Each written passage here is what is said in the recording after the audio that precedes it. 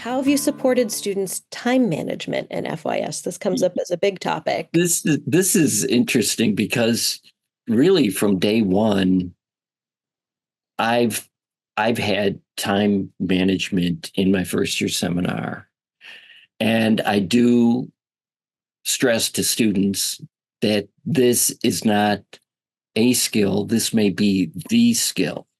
If you can manage your time, you can succeed.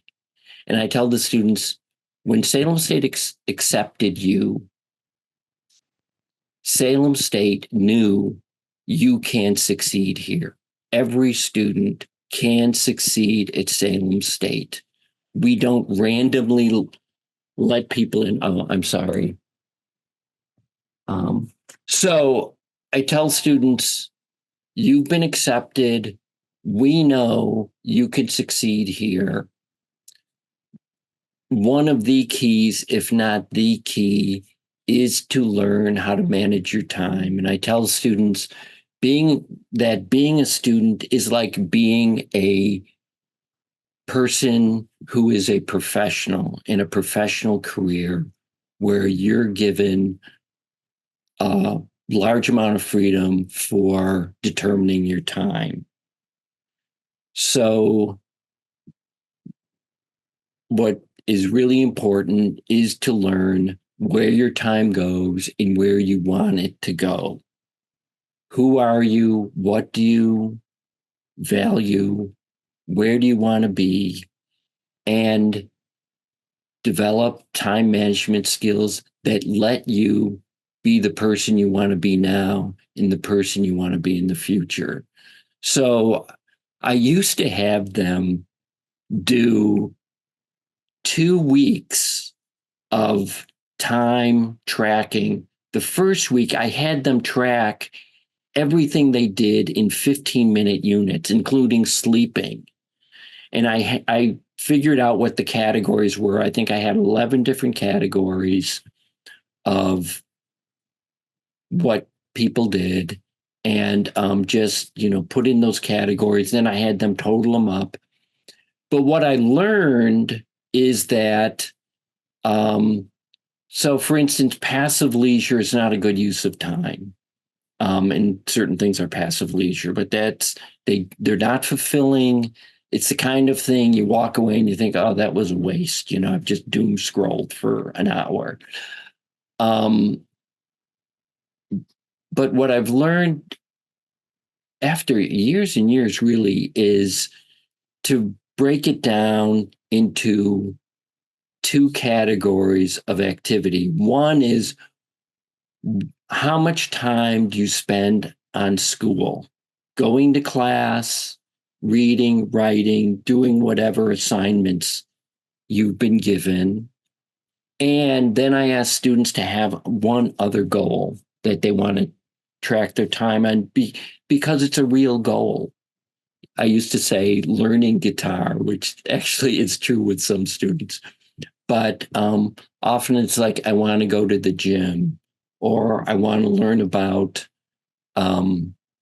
better nutrition and learn to eat better. And so that's a goal, and I'll track my time doing that.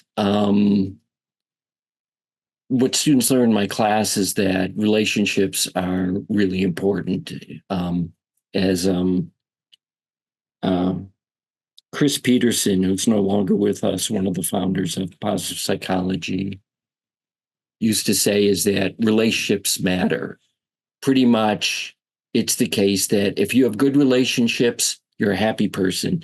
If you have bad relationships, you're an unhappy person, sadly. But so some students will take that as their goal. I'm going to have good relationships with family and friends, whatever, and just quality time spent with people they like. They keep track of that. So it's keeping track of schoolwork and keeping track of this one goal that they have. So the first week is just tracking their time. How much do they spend? And then the next week is supposed to be managing your time, deliberately constructing your week so that you can accomplish the things you want. And again, it's really about what do you want? If you want to succeed in school, then you need to put in the time and effort. If you want to make sure you maintain good friendships, you need to put in the time and effort. Or you want to be, fit, you need to go to the gym, or you want to eat healthy. So I do that. And the other thing I do is I've read a number of books on habit formation and time tracking. And the one that I use the most is a book called Tiny Habits by B.J. Fogg. He's a psychology professor at Stanford. And it's called Tiny Habits. And I show a video that he has a couple videos. I show one or two of his.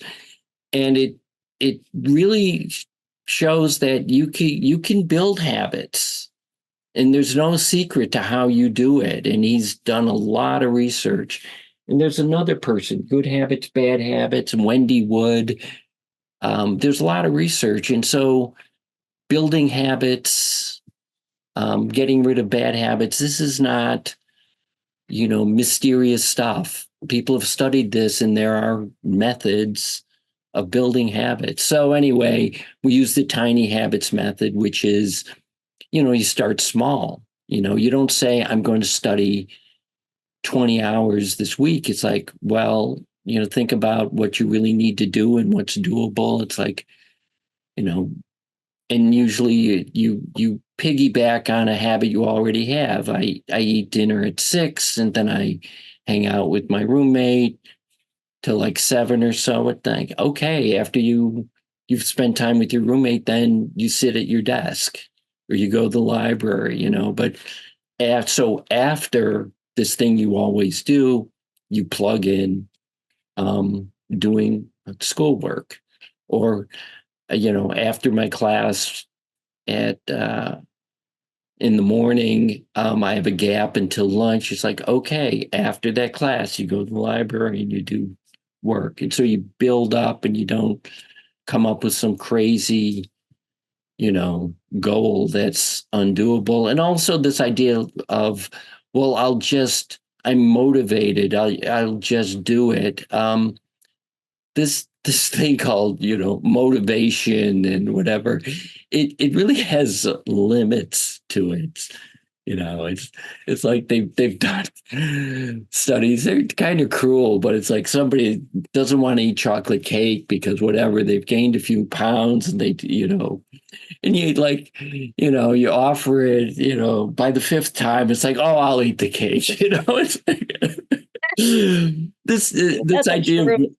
yeah, willpower is it's you can't expect willpower to build a life or to manage your day. Willpower and there are a lot of funny studies about this, but it has a short half-life, and it's not always there when you need it. And so willpower is not even in the cards.